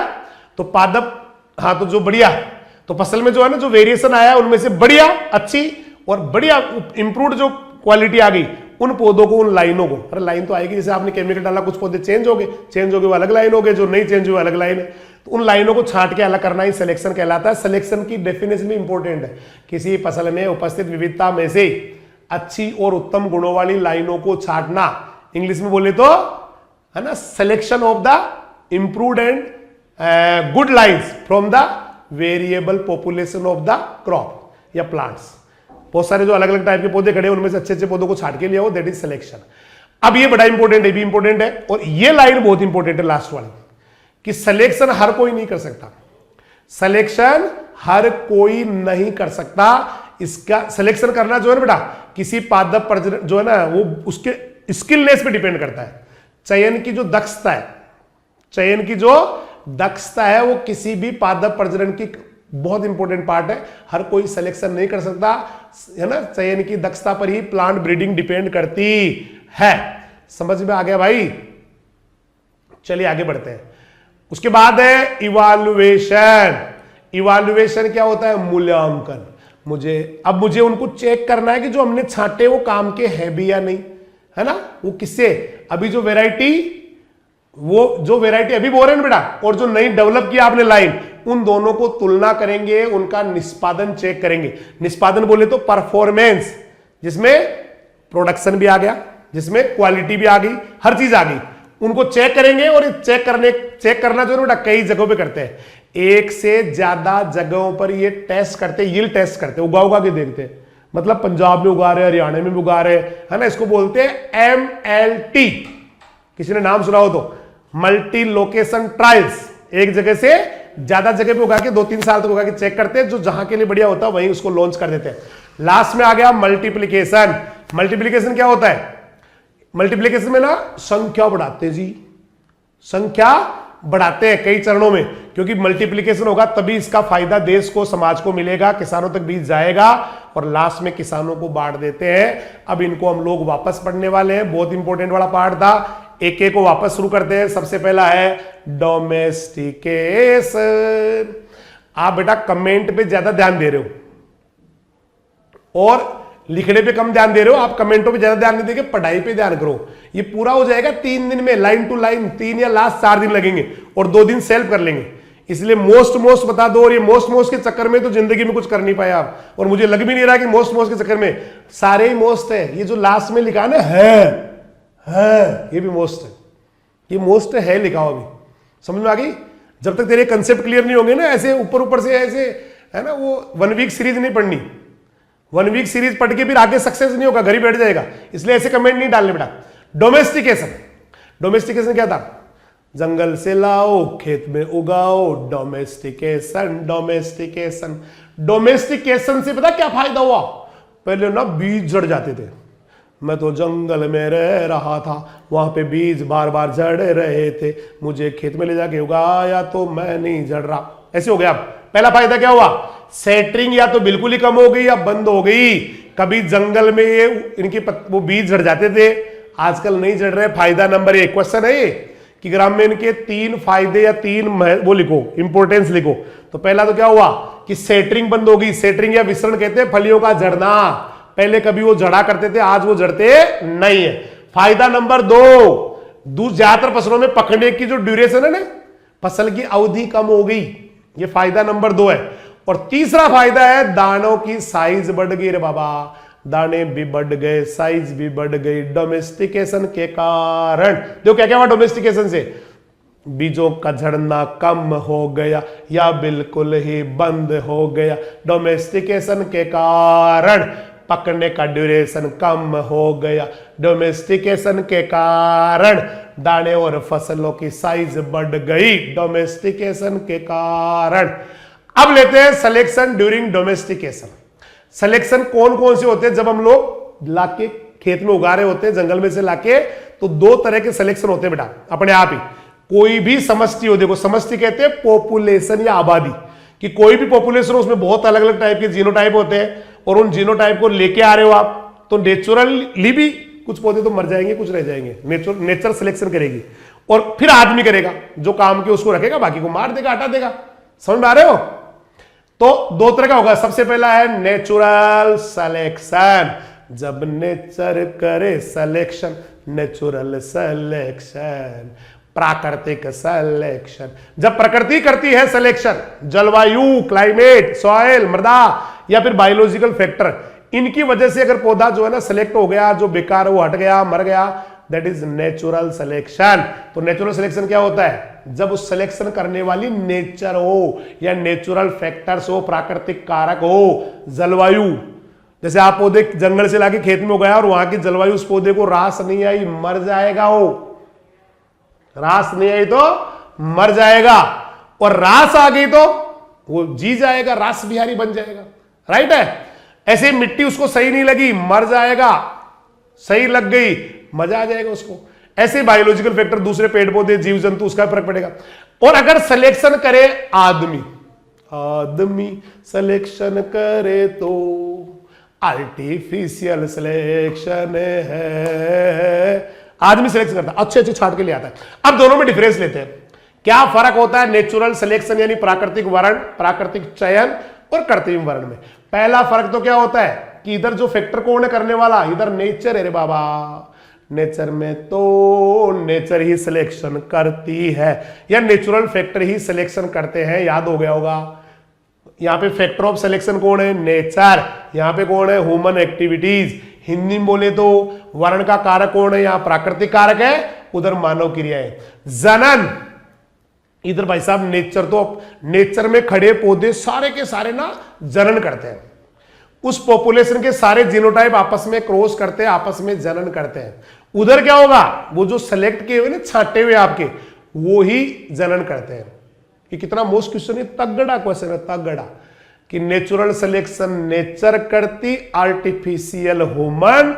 नेचुरल सिलेक्शन में सारे के सारे आपस में क्रॉस करते हैं, उस समष्टि के सारे जीनोटाइप। जीनोटाइप समझते हो ना, कैपिटल टी स्मॉल टी एक जीनोटाइप है, कैपिटल टी ये एक जीनोटाइप है, स्मॉल टी ऐसे लिखते हैं ना कभी अपने जेनेटिक्स के अंदर, ये जीनोटाइप है जिनको मुंह से बोलते हैं कैपिटल टी स्मॉल टी। ऐसे नहीं करते, ऐसे करते रे बाबा। ये देखो जैसे अपन लिखते हैं ना कई बार यूं करते, नू कराया नू, ऐसे क्रॉस नहीं कराते अपन, तो ये जीनोटाइप है। कैपिटल टी स्मॉल टी इस तरह से जो लिखते हैं ना अपने, जीनोटाइप है। तो इसके तो सारे जीनोटाइप, सारे पौधे क्रॉस करेंगे। उधर क्या होगा? जो आप चाहोगे वही करेंगे, आप जिसको चाह रहे वही करेंगे। तो इधर क्या होगा? देखो पॉपुलेशन के सारे जीनोटाइप आपस में क्रॉस करते रहते हैं। वहां सेलेक्ट किए हुए जीनोटाइप भी, जैसे आप बड़ा टीटी को छोटा टीटी वाले से कराते हो, वही करेंगे। तीसरा, इधर जो समष्टि अनुकूलन, यानी कि आबादी में अनुकूलन, अपने आप को ढालने वाली बात है ना, अडेप्टेशन, एक्लेमेटाइजेशन कहते हैं अंग्रेजी में, है ना बेटा, इंग्लिश में।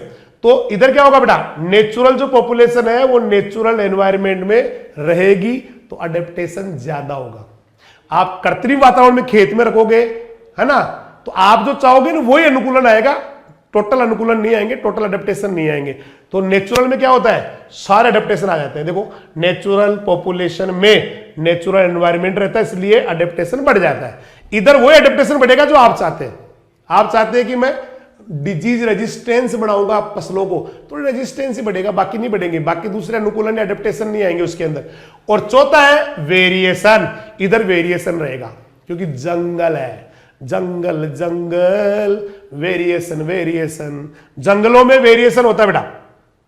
जंगली पौधों में वेरिएशन होता है, इधर वेरिएशन ज्यादा रहेगा, उधर जो चाहोगे ना वही वेरिएशन बढ़ेगा, वही अनुकूलन बढ़ेगा, बाकी तो वेरिएशन कम हो जाएगा। वेरिएशन समझते हो ना, अलग अलग होना, कोई पौधा छोटा है, कोई लंबा है, कोई बोला है, कोई काला है, कोई सफेद है। तो जंगलों में तो अजीब अजीब तरह के पौधे नहीं मिलते, क्या वेरिएशन ज्यादा होता है, जबकि खेतों में क्या होता है, कम हो जाता है। हम एक ही तरह का, जैसे मान लो हमें लंबे पौधे चाहिए तो सारे लंबे लंबे हो जाएंगे। तो ये मुझे लगता है समझ में आ गया आपके, एक बार फिर मैं रिपीट कर दूं। नेचुरल सिलेक्शन नेचुरल फैक्टर से होता है, आर्टिफिशियल ह्यूमन एक्टिविटी मानव करता है। जनन जो है ना यहाँ सब करेंगे, जितने पौधे वो आपस में क्रॉस करते रहेंगे, क्योंकि आप रोक ही नहीं रहे, जंगली टाइप में से खड़े हो। तो इधर क्या होगा, आप चाहोगे वही क्रॉस करेंगे, और इधर जो है ना बेटा अनुकूलन ज्यादा आएगा, अडेप्टेशन बढ़ेगा, क्योंकि नेचर है, नेचुरल एनवायरमेंट है ना। तो इधर क्या होगा, आप चाहोगे उनमें बढ़ेगा, बाकी में नहीं बढ़ेगा अडेप्टेशन। इधर क्या होगा, इधर वेरिएशन ज्यादा रहेगा, क्योंकि जंगली टाइप के, कोई छोटा कोई बड़ा, कोई लंबा कोई काला धोला, इस तरह। उधर क्या होगा, आप जो चाहोगे ना बेटा वही बढ़ेगा, बाकी वेरिएशन कम होता चला जाता है। बहुत अच्छा क्वेश्चन है, मुझे लग रहा है समझ में आ गया हर बच्चे को। ठीक है, अब लेते हैं part number 2, that is germ plasm. Germ plasm फसल प्रजाति जंगली प्रजाति का आनुवंशिक द्रव्य जनन द्रव्य कहलाओ। ये पहले परिभाषा आ गई थी भाई साहब, मैंने कहा था जीन और allele of the wild species as well as cultivated species का जर्म प्लाज्म। तो पादप प्रजनन का उद्देश्य यही तो होता है, जर्म प्लाज्म लाओ फिर उसको चेंज कर दो, यानी कि जीनोटाइप या जीन लाओ फिर उसको बदल दो। यही तो देखो प्लांट ब्रीडिंग का मेजर ऑब्जेक्टिव क्या है, कि जीनोटाइप को मॉडिफाइड कर दो, मतलब किसी प्लांट के जीन लाओ उसको चेंज कर दो रे बाबा, दैट इज जर्म प्लाज्म को चेंज कर दो और ज्यादा अच्छा बना लो, है ना भाई। आप चाहो वैसा परिवर्तन ले आओ उसके अंदर। तो पादप प्रजनन का मेन उद्देश्य क्या है, जीनोटाइप को मॉडिफाइड करना, जीनोटाइप को बदलना और मानव के लिए उसको उपयोगी बनाना। परिभाषा ये है, पादप प्रजनन वह कला और विज्ञान है जिसमें पौधों का जीनोटाइप बदलकर उसे ज्यादा आर्थिक महत्व का बनाया जाता है। यही तो आया था, plant breeding is an art and science by which the genotype of the plants are modified to make them more economically important. लेकिन वो जीनोटाइप मॉडिफाइड करना है या जनन द्रव्य बदलना है, जीनोटाइप बदलना है, जीन प्रारूप बदलना है, तो जीन तो होने चाहिए ना आदमी के पास, है ना। ये लिखा हुआ देखो कि आप मॉडिफाइड तो करने जा रहे हो जीनोटाइप को, लेकिन जीनोटाइप आपके पास, जीनोटाइप में डिजायर्ड चेंज करने के लिए, वांछित परिवर्तन करने के लिए जीन तो हो आपके पास। वो जीन इकट्ठा करके लाओगे ना, वो जीन इकट्ठा करके लाओगे, वही जर्म प्लाज्म है। ठीक है भाई, वही जर्म प्लाज्म बेटा, वो के वही जर्म प्लाज्म। तो देखिए पादप प्रजनन का मुख्य उद्देश्य है जीनोटाइप को मॉडिफाइड करना, उसको आदमी के लिए ज्यादा अच्छा बनाना, है ना, जीन प्रारूपों को। और जीन प्रारूपों के लिए को बदलने के लिए पहले आपके पास जीन होना चाहिए। और भारत में ये काम कौन करता है, जीनोटाइप या जीन को लाना, उसको ना बचाना, जर्म प्लाज्म या जीनोटाइप को, और फिर उसको यूज करना, ये एनबीपीजीआर करे है। कौन करे है, एनबीपीजीआर करे। देखो बहुत अच्छी लाइन है, भारत में रे भारत में जर्म प्लाज्म को करे कलेक्ट, साथ में कंजर्वेशन। जर्म प्लाज्म को लाते भी है, उसको बचाते भी है, ये करती है NBPGR, National Bureau of Plant Genetic Resources. NBPGR, National Bureau of Plant Genetic Resources. तो भारत में जनन द्रव्य को इकट्ठा करना, उसको कंजर्व करना, ये जिम्मेदारी एनबीपीजीआर की है, न्यू दिल्ली में है। इसको अलग से लिख लेना बेटा, national Bureau of Plant Genetic resources, national Bureau of Plant Genetic resources. राष्ट्रीय पादप आनुवांशिक संसाधन ब्यूरो नई दिल्ली में, न्यू दिल्ली में, इसी का काम है जर्म प्लाज्म या जनन द्रव्य को इकट्ठा करना, उसको बचाना, उसका कंजर्वेशन करना। अब लेते हैं इसका इंट्रोडक्शन, इसकी परिभाषा। वो तो पहले बता दी मैंने, फसल प्रजाति, फसल प्रजाति और उसके जंगली संबंधी। तो फसल प्रजाति जंगली प्रजाति का आनुवंशिक द्रव्य जनन द्रव्य कहलावे। तो कोई फसल प्रजाति हो और उसके जंगली सब संबंधी हो, उसका जो हेरिडिटरी मटेरियल है, उसके जीन और एलील है, उसी को कहा जाता है जनन द्रव्य। जनन द्रव्य का एक नाम और होता है आनुवंशिक संसाधन। बहुत अच्छा क्वेश्चन है, एक नंबर का शानदार क्वेश्चन बनता है कि जनन द्रव्य को डॉट डॉट भी कहा जाता है। उसका उत्तर आएगा आनुवंशिक संसाधन, हिंदी में बोले तो genetic resources. Germ plasm is also called genetic resources. Genetic resources एक नंबर का क्वेश्चन, एक नंबर का क्वेश्चन। अब ये जनन द्रव्य में आते कौन कौन है, देखिए बेटा, जनन द्रव्य या जर्म प्लाज्म मैंने आपको बताया कि जीन और एलील होते हैं, और इसमें हर वो पौधा आ सकता है जिससे नया पौधा बन सकता है, जिससे और सुधार का गुंजाइश है। तो कौन कौन से पौधे हैं जो जर्म प्लाज्म या जनन द्रव्य में आते हैं? तो पहला आपके देर का देखो, देसी किस्में जनन द्रव्य में आती है, जर्म प्लाज्म में आती है। तो इसको एक साथ पहले मैं गाना गा के याद करवाता हूं। देसी देसी देसी किस्में जर्म प्लाज, पुरानी अप्रचलित किस्में भी होवे जर्म प्लाज, खेती में काम आरी किस्में होवे जर्म प्लाज, किसी प्रजनक के पास पड़ी लाइन भी होवे जर्म प्लाज, जंगली प्रारूप, ये वाला जंगली प्रारूप जंगली संबंधी जर्म प्लाज्म, विशिष्ट अनुवंश स्टॉक भी होवे जर्म। मतलब हर वो पौधा, हर वो प्लांट का पार्ट या पौधा, बीज, कुछ भी जिससे नया पौधा या नया कुछ चेंज उसके अंदर कर सकते हैं, वो सारे जर्म प्लाज्म या जनन द्रव्य कहलाते हैं। और ये बहुत ही अच्छा क्वेश्चन है कि जनन द्रव्य में कौन कौन आता है, तो इसको अलग से आप हेडिंग लिखना बेटा। देसी देसी देसी किस्में जर्म प्लाज्म, पुरानी अप्रचलित किस्में भी होवे जर्म प्लाज्म, खेती में काम आ रही किस्में होवे जर्म प्लाज्म, किसी ब्रीडर के पास पड़ी लाइनें भी होवे जर्म प्लाज्म, जंगली प्रारूप जंगली संबंधी जर्म प्लाज्म, विशिष्ट अनुवंश स्टॉक भी होवे जर्म प्लाज्म। अब मैं इंग्लिश वाले बच्चों के लिए कह रहा हूं, अंग्रेजी मीडियम के बच्चे भी तो पढ़ रहे हैं, ठीक है, इंग्लिश मीडियम के बच्चे भी पढ़ रहे हैं। इसको हटाना भाई, ये कौन है बुखार बीमार, इसको हटाओ, है ना भैया। थोड़े यहाँ के रूल्स रेगुलेशन है, आप थोड़े से, मुझे लग रहा है ना, अच्छा बनना पड़ेगा बेटा जिंदगी में कुछ अच्छा करने के लिए। आपको यहाँ से रिमूव कर दिया गया है, अभी दोबारा कमेंट नहीं आएगा आपका। यहाँ पे जुनूनी बच्चों की जरूरत है, यूं खूंखार जो लड़ योद्धा टाइप के होते हैं वो चाहिए, फुटकर की जरूरत नहीं बेटा यहाँ। चलिए, लोग ये आ गया, इंग्लिश में बोलते हैं local local local races germplasm, obsolete varieties भी होवे germplasm, varieties in cultivation is the germplasm, breeding lines भी होवे देखो germplasm, wild form wild relative होवे germplasm, special genetic stock भी होवे जर्म प्लाज्म। हो गया। फिर अब मैं एक को समझाता हूं, देखो क्या होता है। देखिए, सबसे पहले देसी किस्में, देसी किस्में उनको बोलते हैं जो किसी प्लांट ब्रीडर ने या पादप प्रजनक ने योजनाबद्ध तरीके से तैयार नहीं की, वो तो देसी है, लोकल वेराइटीज है, ऐसे खेतों में उगाई जा रही है कई सालों से ऐसे। तो देसी किस्में किसे कहते हैं? लोकल रेसेस किसे कहते हैं? दोज वेराइटीज विच आर या those plants which are not developed by any plant breeder by a well planned way, मतलब एक सही तरीके से उनका विकास नहीं किया गया है, तो देसी किस्में उनको बोलते हैं जिनका विकास योजनाबद्ध तरीके से किसी ब्रीडर ने नहीं किया, बस कई सालों से उसको उगाते जा रहे हैं, लंबे समय से उगा रहे हैं। समझ में आ गई? तो ये जर्म प्लाज्मी, इससे पौधा नया बढ़ सकता है। ऑब्सोलेट वैरायटी, ऑब्सोलेट का मतलब आज के जमाने की नहीं है, मतलब किसी जमाने में उनकी धूम हुआ करती थी, किसी जमाने में ये धूम मचाती थी, आज वो काम में नहीं आ रही। तो प्लांट ब्रीडर ने तो बढ़ाया इनको, वेल प्लान्ड वे में प्लांट ब्रीडर से डेवलप तो है, और किसी जमाने में ये धूम मचाती थी, लेकिन आज इनको उगाया नहीं जाता है क्योंकि ये अच्छी नहीं है, इससे बढ़िया वैरायटी आ गई नहीं, तो पादप प्रजनक द्वारा योजनाबद्ध तरीके से विकसित तो की गई है, और कभी खेतों में उगाई भी जाती थी, खेती के काम में भी ली जाती थी, लेकिन आज इनको उगाते नहीं है। लेकिन वो जर्म प्लाज्म है, उससे नए पौधे तैयार हो सकते हैं, उससे बढ़िया इंप्रूवमेंट हो सकता है। तीसरा, वेराइटीज इन कल्टीवेशन या खेती में काम आ रही किस्में, इनका तो क्या कहना, ये तो आज के टाइम में धूम मचाने वाली वेराइटी है, बढ़िया यील्ड आती है इनकी, बढ़िया क्वालिटी आती है, तो ये तो सबसे बढ़िया जीन इनके पास ही है। अरे ज्यादा पैदा देने वाले जीन इनके पास, अच्छी क्वालिटी वाले जीन इनके पास, इनको तो सीधा ही क्या करना है, ले जाके नए क्षेत्र में प्लांट इंट्रोडक्शन कर देना है, पादप पुनर्स्थापन कर देना है। तो ये भी जनन द्रव्य है।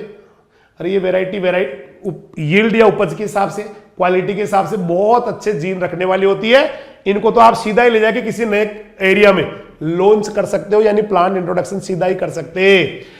चौथा जो जर्म प्लाज्म है वो है ब्रीडिंग लाइन्स, प्रजनक लाइनें। लाइन अभी थोड़ी देर पहले मैंने कहा था, एक ही जाति के पौधे, एक ही स्पीसीज के प्लांट्स जो आपस में सेम होते हैं लेकिन अपनी ही जाति के बाकी पौधों से अलग होते हैं, वो ब्रीडिंग लाइन कहलाते हैं। और इनमें भी जो है ना, हमें जो जीन चाहिए वो जीन कॉम्बिनेशन इनमें मिल जाते हैं, क्योंकि प्लांट ब्रीडर के पास है तो वो तो डेवलप कर रहा है भाई साहब, वो तो अच्छा बना रहा है उनको, तो जो ब्रीडर के पास जो पौधे होते हैं उनको बोलते हैं ब्रीडिंग लाइन्स, जिनसे नई नई वेराइटी, जो मतलब नया नया सीड डेवलप किया जा रहा है, अच्छा वेराइटी का सीड बनाया जा रहा है, वो ब्रीडिंग लाइन है। समझ में आ गई होगी। उसके बाद में ये जो जंगल में रह गए wild form and wild relative, यानी कि जंगली प्रारूप और जंगली संबंधी। जंगली प्रारूप तो ऐसे होगा जैसे मेरे खेत में गेहूं, वो कल्टीवेटेड फॉर्म है, और उसका एक ताऊजी या चाचा जी नाना जी कोई जो है ना जंगल में खड़ा है, वो उसका वाइल्ड फॉर्म है, जंगली प्रारूप है। तो वो जो जंगल में खड़ा है ना जंगली प्रारूप, हमारे गेहूं का जानकार, बुआ जी का लड़का, ताऊ जी का लड़का, तो वो उसका वाइल्ड फॉर्म है भाई। और वाइल्ड रिलेटिव क्या होता है? उसका रिश्तेदार है। जंगली संबंधी उन प्रजातियों कहते हैं, वाइल्ड रिलेटिव उन प्लांट्स को कहते हैं जो कभी न कभी उसके रिश्तेदार रहे होंगे, कभी न कभी जो है ना बेटा उसके जानकार रहे होंगे, मतलब जानकार मतलब कभी न कभी उसके पूर्वज रहे होंगे, एंसेस्टर रहे होंगे, लेकिन आज उनका कोई ज्यादा संबंध नहीं है। जैसे मैं एग्जांपल दूं गन्ने का और कांस का। गन्ना और कांस, कभी कांस देखा आपने? कांस, सेकेरम स्पोंटेनियम या सेकेरम मुंजा, जिनसे वो छप्पर बनाते हैं, रस्सियां बनाते हैं, वो जो है ना कांस और गन्ना, वो दिखने में एक जैसे ही है, दोनों के नोड इंटरनोड है, दोनों के जो है ना बेटा थोड़ी लंबे लंबे तने हैं, लेकिन वो अलग अलग हो गया। आज कांस अलग है, गन्ना अलग है। तो गन्ना और कांस का रिश्ता कौन सा हो गया? कांस गन्ने के लिए वाइल्ड रिलेटिव है, हो सकता है कभी उसका वो है ना रिश्तेदारी में रहा होगा, लेकिन आज वो काम का नहीं है। तो अब किसके साथ आसानी से क्रॉस हो सकता है? जो मेरा खेत में खड़ा हुआ पौधा और उसका जंगल में उसी का रिश्तेदार खड़ा है, जिसको आप वाइल्ड फॉर्म कह रहे हैं, उसके साथ क्रॉस करना आसान है। लेकिन गन्ने का कांस के साथ जो वाइल्ड रिलेटिव है उसके साथ क्रॉस करना आज के तारीख में मुश्किल ही नहीं, नामुमकिन है। देखो, किसी फसल का जंगली प्रारूप वो वाली जंगली प्रजाति होती है जिससे उस फसल की सीधे उत्पत्ति हुई है। जो जंगल वाला गेहूं, जिससे हमारा गेहूं पैदा हो गया है, वो जंगल का गेहूं, वो उसका वाइल्ड फॉर्म है। और जंगली संबंधी क्या है? वाइल्ड रिलेटिव क्या है? वो सारी प्रजातियां हैं जो कभी उस फसल की जो उसका विकास हुआ था, ऑर्गेनिक इवोल्यूशन हुआ था, जैव विकास हुआ था, उस समय वो पूर्वज रही थी। जैसे मैंने गन्ना और कांस वाला बताया। जंगली प्रारूप का यानी कि जंगल वाला गेहूं और अपने वाला गेहूं, उनका संबंधित फसल प्रजाति से संकरण करा सकते हो। आज भी क्रॉस हो जाएगा, जंगल का गेहूं हमारा गेहूं क्रॉस कर लेंगे। लेकिन भाई साहब जो जंगली संबंधी है, जो अब उसका डायरेक्ट रिश्तेदार, मतलब डायरेक्ट उससे कोई कनेक्शन नहीं है, अब केवल वो कभी रिश्तेदार रहा होगा, उससे क्रॉस कराना मुश्किल ही नहीं, नामुमकिन है। तो फिर एक बार रिपीट कर दूं, एक हमारे खेत में फसल खड़ी है, उसका वैसी वैसी जंगल में खड़ी है, वो उसका वाइल्ड फॉर्म है, उनमें आपस में क्रॉस हो सकता है। एक दिखने में एक जैसे ही लग रहे हैं, मतलब कभी ना कभी वो रिश्तेदार रहे होंगे किसी जमाने में, है ना। जैसे गन्ने का सेकेरम मुंजा या सेकेरम स्पोंटेनियम, कांस, अब उनमें क्रॉस नहीं हो सकता, लेकिन उनके पास जीन जरूर है। और जीन है तो इसका मतलब जर्म प्लाज्म, काम के जीन है उनके पास। जंगल वाले पौधों के पास काम के जीन होते हैं। कोई बताएगा एक आधा जीन, भाई सर ये जीन होते हैं? चलिए नेक्स्ट चलते, तब तक आप कमेंट करें, तब तक मैं देख रहा हूं आगे।